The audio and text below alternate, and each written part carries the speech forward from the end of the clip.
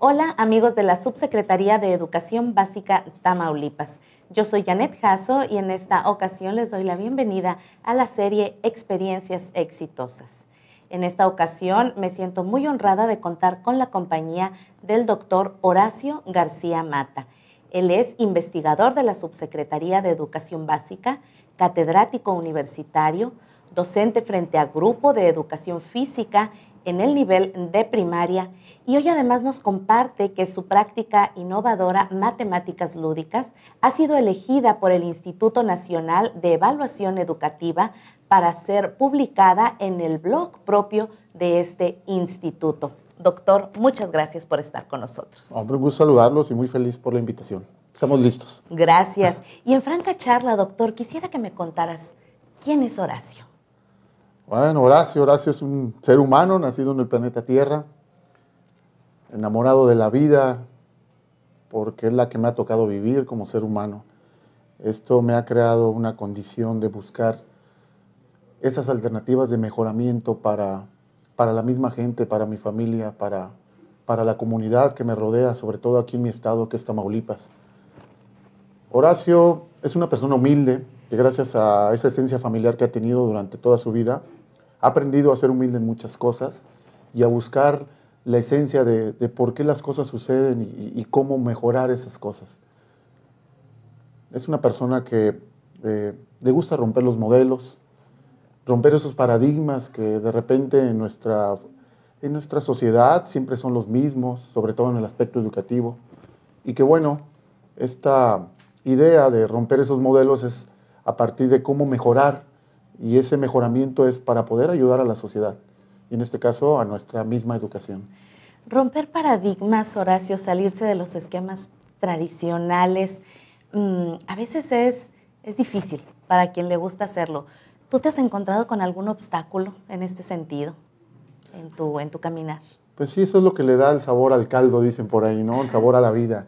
El encontrarte tal vez esos obstáculos que de repente son los que te pueden parar. Y sí me he encontrado muchos obstáculos, sobre todo en el aspecto, vamos a decir, personal, en el aspecto profesional, a veces hasta en el aspecto familiar, ¿no? Sin embargo, esos son, yo creo que uno de los grandes elementos que tiene nuestra vida para poder seguir adelante, porque si no hubiera esos obstáculos, tal vez no podríamos estar haciendo lo que estamos haciendo ahora, ¿no? Que es buscar el mejoramiento de la misma educación y el mejoramiento de nuestra vida personal. ¿Por qué no? Porque al fin y al cabo estamos en esta vida para poder tener una buena calidad de vida. Y yo creo que esa es la parte fundamental que debe tener todo ser humano, buscar esa calidad de vida en todos los aspectos, desde lo que es lo físico, lo cognitivo, lo afectivo, ¿no? Que bueno, cuando estamos en sociedad, yo creo que si tuviéramos esas calidades de vida que buscamos la mayoría de nosotros, yo creo que funcionaríamos de diferente manera, ¿no? Te brota por los poros el gran ser humano que eres. Yo creo que el brillo que hay en tus ojos lo denota totalmente. Y quisiera que me platicaras, desde ese gran ser humano que hay en ti, ¿cuáles son tus gustos, tus aficiones? ¿Cómo disfrutas tu vida familiar? Mi vida familiar es interesantísima porque, pues bueno, ahora con mi función de padre de familia, regularmente cuando salgo de mi horario laboral, pues bueno, ahí es donde cambia todo, ¿no? Desgraciadamente vivimos tal vez en un país en donde tenemos que trabajar doble, ¿no? Tenemos que estar todo el día en el área laboral para poderle darle una calidad de vida buena a nuestros hijos, pero créeme que, bueno, el tiempo que les doy a mis hijos ya en las noches y los fines de semana, yo creo que es un tiempo muy corto, pero es un tiempo de calidad. Y calidad me refiero a que trato de disfrutar esos aspectos con ellos. Al ser pequeños, soy padre de 3, uno de 8, 9 y 12. Y bueno, ellos prácticamente son los que en este momento de mi vida son los que son el motor que me ayuda a decir, bueno, yo tengo que poner un modelo para ellos y ese modelo tiene que ser un Horacio comprometido con su formación, comprometido con su función social, comprometido con su función, pues, desde el punto de vista, el rol que tengo como docente, el rol que tengo como investigador, pero el rol que tengo como padre de familia, que esa es una de las partes que me llena mucho porque pasa el tiempo y uno va entendiendo que estas son partes de la vida que tiene que disfrutar, que tiene que favorecer a estar bien con los que le rodean. Exacto. En tu tiempo, el tiempo de Horacio, el propio, el que nadie te roba, ¿cómo lo disfrutas? ¿Qué te gusta hacer? El tiempo de Horacio es un tiempo es el tiempo de la reflexión, de empezar a ver las cosas de diferente manera, de reflexionar qué se hizo bien, qué se hizo mal. Mis tiempos regularmente los ocupo para poder sí ejercitarme un poco, porque pareciera que el modelo de ser docente pues exige un modelo idóneo para que nuestros niños nos vean de buena manera, ¿no? Entonces hay que cuidar la parte física, que es una de las partes que yo cuido mucho en mis tiempos libres, porque creo que merezco vivir un poco más, porque yo quiero llegar a ver a mis nietos, quiero llegar a ver a aquellas generaciones por las que he pasado en mi función como docente. Ahora quisiera que nos traslademos a la parte profesional. Horacio García Mata, el doctor. Platícame un poco, ¿cómo te surge esta vocación por la docencia primero, ¿no? Fíjate que definitivamente nos debemos a modelos. Dicen que no hay un modelo único de ser humano, de profesional. Y los primeros modelos que yo vi de docencia fueron de mis tíos. Yo recuerdo que en la Ciudad de México llegaban mis tíos de vacaciones a visitarnos allá donde vivíamos. Me acuerdo, se llamaba Ciudad Satélite. Y era un gusto poder recibirlos, porque las pláticas de ellos eran muy amenas respecto a sus experiencias. De repente llegaban y decían, bueno, venimos a un congreso. Y yo veía, ¿y congreso de qué, tío? Y ellos nos platicaban, y yo veía esos modelos muy interesantes, ¿no? Yo creo que a partir de ahí fue donde me surgió la esencia de ver qué podía hacer yo para mi vida. Y yo creo que desde la secundaria ya tenía mi visión ya fija, ¿no? El destino me puso ese camino, yo creo, en donde me siento cada vez más comprometido, porque cada vez veo gente en Tamaulipas también comprometida con la educación, y esto me crea la alternativa de decir, pues que yo también tengo que estar comprometido, y que las generaciones tengan un legado de cada quien. Cada quien, yo creo que nos decía mi padre, que tenemos que dejar un legado, porque si no dejas un legado, de nada sirve esta vida que tú dejaste. Y el legado tiene que ser familiar y profesional. Sí, entonces yo creo que estoy en el camino de ese legado, y buscando ese mejoramiento para nuestra educación que tanto lo necesita. ¿Y te acuerdas a qué edad te descubres docente aproximadamente? Sí, me acuerdo. Yo me descubrí docente cuando practicaba el voleibol.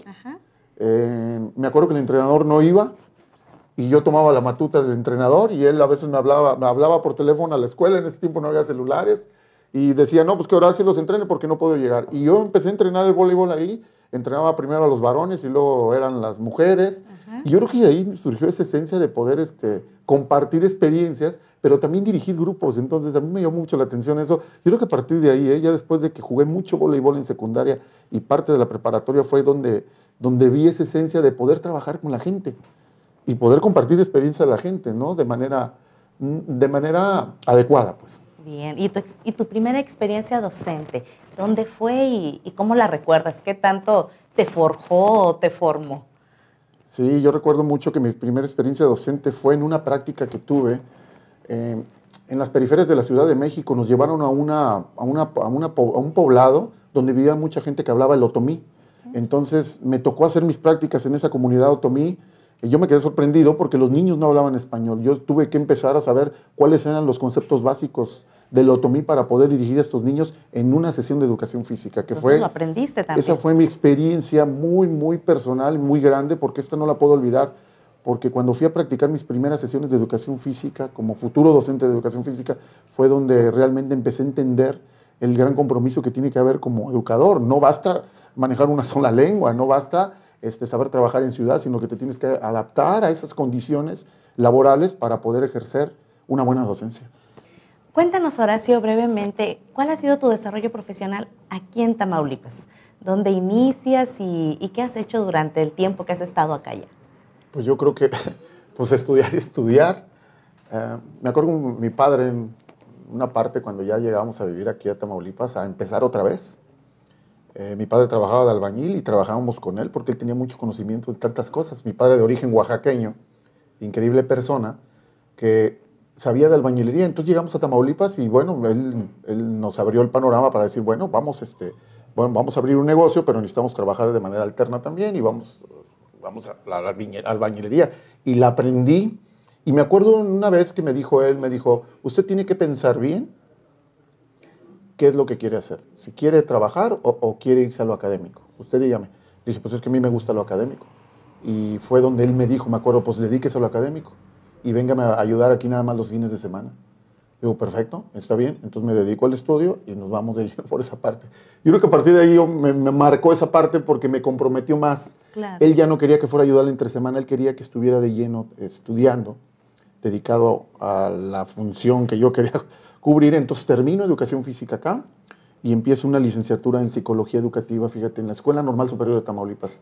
Después de esta escuela normal decidí estudiar psicología educativa porque creí que era una alternativa fuerte para cubrir lo que hacía dentro de educación física. Ajá.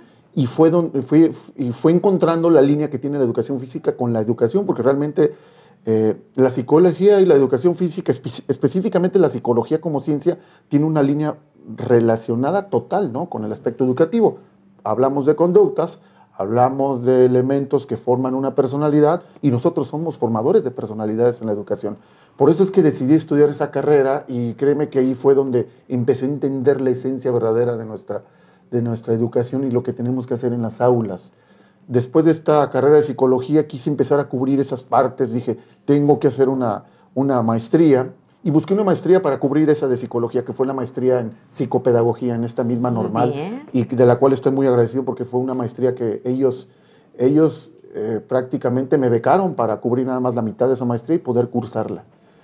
Híjole, ya terminando esa parte dije, yo tengo que cubrir la parte de educación física. Y entonces se me ocurrió la loquería de irme a estudiar a Tampico otra maestría, y esta maestría fue una maestría en recreación y administración del tiempo libre. Esa parte del trabajo con gente y con grandes grupos es una parte que me llena como persona porque el poder ver a tanta gente trabajando en un mismo momento y divirtiéndose, emocionándose a través de actividades lúdicas es incomparable, ¿no? Y pues a partir de ahí dije, bueno, voy a parar, necesito parar porque ya he estado mucho tiempo invertido en esto, ¿no? Tengo que hacer otra cosa. Pero bueno, no paré y dije, bueno, va, entonces termina esto y viene el doctorado. La Universidad Autónoma de Tamaulipas abre la oportunidad del doctorado en educación internacional.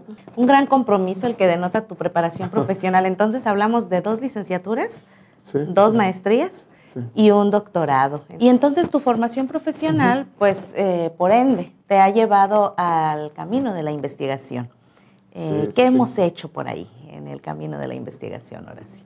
Hemos hecho cosas interesantes. Fíjate que en esta etapa de maestro universitario, que llevo 20 años trabajando como maestro universitario, he podido trabajar con diferentes generaciones, para hacerles sentir que la investigación científica, el método científico, es una de las grandes herramientas que no debemos olvidar en nuestra formación profesional.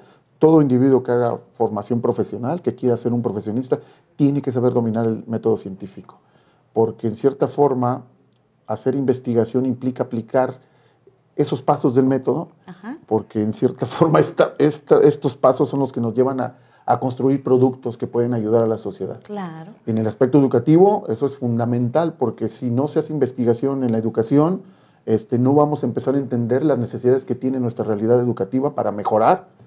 Entonces, ha sido muy acertado la parte del subsecretario de Educación acá en Tamaulipas de abrir una área específica de investigación educativa, porque en cierta forma necesitamos hacer investigación de nuestra región, de nuestro propio estado, porque nosotros conocemos esa región y sabemos lo que adolece de repente esa región y veremos cómo mejorar.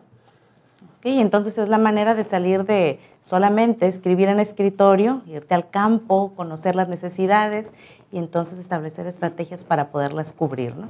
Sí, es algo complicado, fíjate que sí me he encontrado con los estudiantes universitarios, se nos complica mucho arrastrar el lápiz, de bajar tus ideas, ponerlas en escrito y empezar a guardarlas y empezar a construir algo, ¿no?, que pueda ayudar, porque al fin y al cabo hay tantas ideas que se están aplicando actualmente en la educación y en cualquier rama profesional que se quedan en ideas, pero no se explotan para poder llevarlas a la práctica y poder compartirlas con los demás, que eso es lo que yo creo que nos brindaría mucha alternativa para mejorar en la educación, cuando empecemos a compartir todas las estrategias que hacemos en las escuelas, sobre todo aquí en Tamaulipas, porque sé que en Tamaulipas hay muchos compañeros, muchos colegas comprometidos con su área profesional.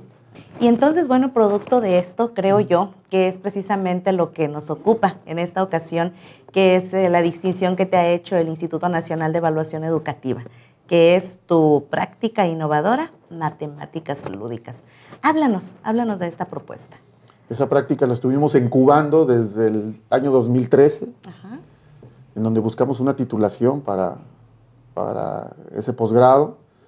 pero empezamos a incubar desde antes, cuando se vinieron la reforma de los planes y programas de estudio, Sí. a partir del 2008, que es donde se concatenó ya todos los grados, empecé a observar que los planes y programas de estudio hablaban de la vinculación curricular que tiene que haber entre asignaturas, que era algo que pedía mucho ese programa en ese momento, y yo decía, bueno, es que en educación física vinculamos muchas asignaturas y a veces ni nos damos cuenta. Y me acuerdo mucho de aquel juego que yo ponía a los niños para organizarlos por equipos, el de pares y nones. Y dije, pues bueno, y viendo el contenido, en segundo año se trabaja mucho pares y nones, y a veces los niños no logran identifican qué es el par y el non, pero no logran identificar la característica de lo que es un número par y un non. Ajá. Me empezó a llamar mucho la atención eso, y empezarles a explicar a ellos esto que la parte de cómo interpretar, en este caso, la operación o el concepto del par o non. Y con este ejemplo te comento porque empecé ya a ver que en la educación física se trabajan elementos sí de otras asignaturas, mas sin embargo no los reflejábamos en nuestra planeación. Sí. Entonces dije, bueno, pues, me piden una investigación para ese posgrado, y es donde empecé a hacer esa investigación. Una propuesta de vinculación curricular entre la educación física con matemáticas. Ahí empezó a incubarse esta parte de esta práctica innovadora, porque ahí fue donde hicimos ese experimento. Y aquí es donde viene lo del método científico, ¿no? Utilizar el método científico para crear conocimiento y crear alternativas de mejoramiento. Hicimos esa investigación, me acuerdo, en esta escuela, y tomamos 2 grupos experimentales, a tercero A y tercero B, me acuerdo muy bien. Al tercero A se le aplicó durante todo un ciclo escolar actividades de matemáticas lúdicas, y al tercero B no. Entonces esto pasó durante todo un ciclo. Al final vimos que el tercero A mejoró sustancialmente su promedio en mejoramiento de aprendizaje de matemáticas. Y el B quedó no rezagado, pero sí quedó en un nivel de promedio un poquito más abajo que el A.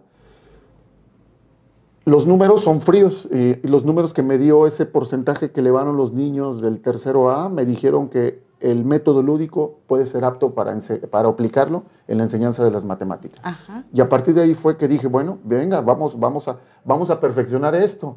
Y aquí fue donde empezamos a compartir esa propuesta con compañeros de educación física, con otros compañeros a los que íbamos a trabajar en algunos congresos, y fue donde empezamos a nutrir más la propuesta. Por eso digo que esa incubación empezó desde el 2013, y mira, ha pasado tanto tiempo que ahora ya incubada ha logrado ya salir a la luz prácticamente, ¿no? Como una propuesta innovadora, como una publicación que nos aceptó el Instituto Nacional de Evaluación.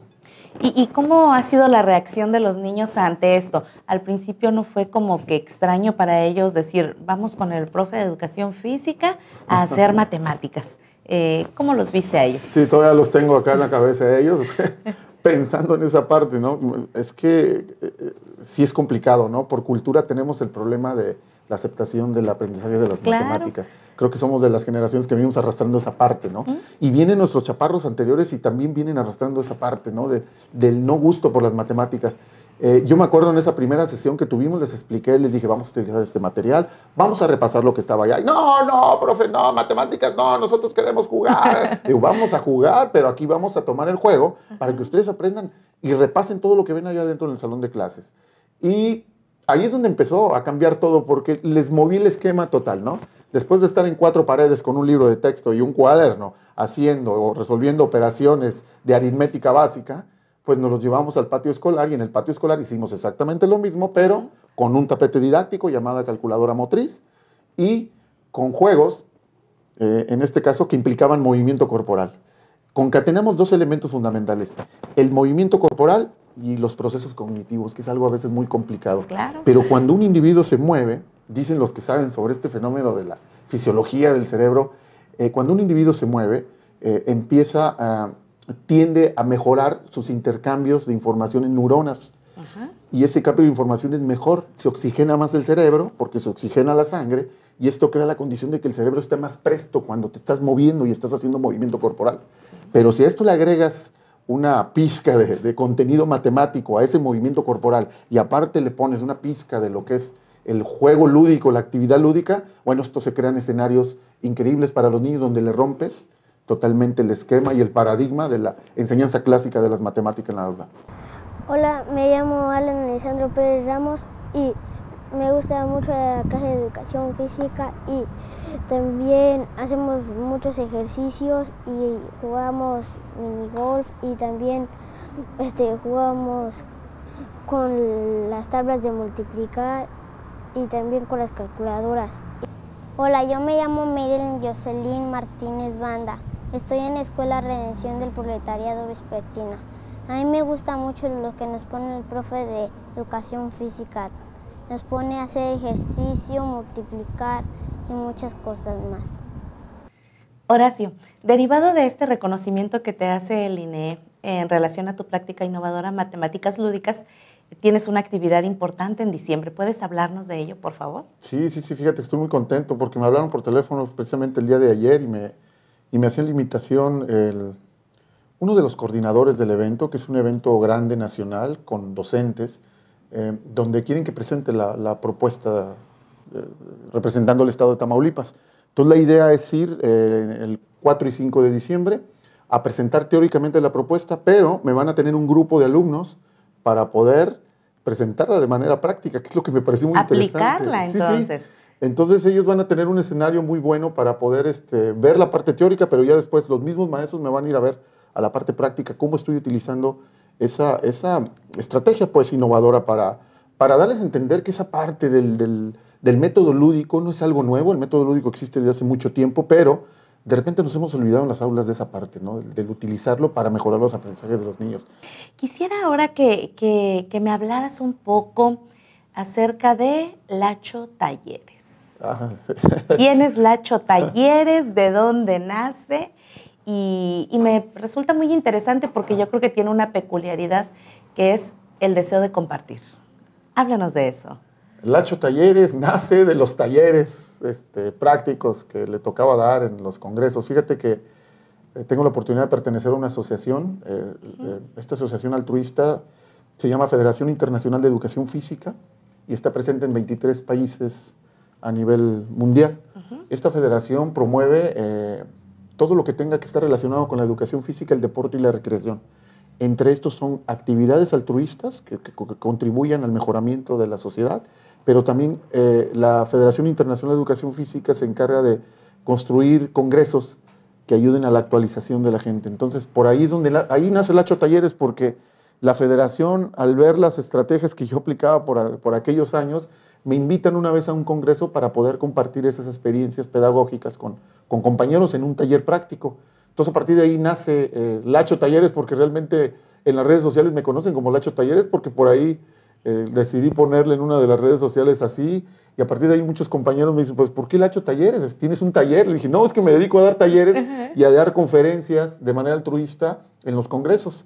Entonces, yo creo que ahí fue donde nació Lacho Talleres y en donde prácticamente me ha abierto muchas puertas. He conocido muchos compañeros, he conocido muchas autoridades a nivel nacional, a nivel internacional, y que esto no me ha dejado perder el piso, ¿no? Porque me ha tocado conocer gente increíble que con su aspecto académico tan fuerte que tiene a nivel mundial, sigue mostrando esa humildad que todos debemos tener cuando estamos en sociedad.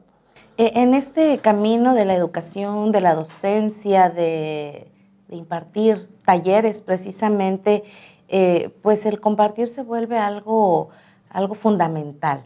Y de pronto nos topamos con personas que tienen cierto rechazo o que se oponen un poco a esto de poder abrirse a los demás con lo que están haciendo. ¿Qué opinas tú de eso? Sí la existe. Pero yo creo que es lo que les comentaba anteriormente, es lo que le da sabor al caldo, ¿no? Me encanta encontrar gente que a lo mejor está renuente a la idea. Incluso esta propuesta, fíjate, fue mucha gente que sí estuvo renuente porque me decías, ay, pues tú quieres hacer que la educación física se convierta en una clase de matemáticas.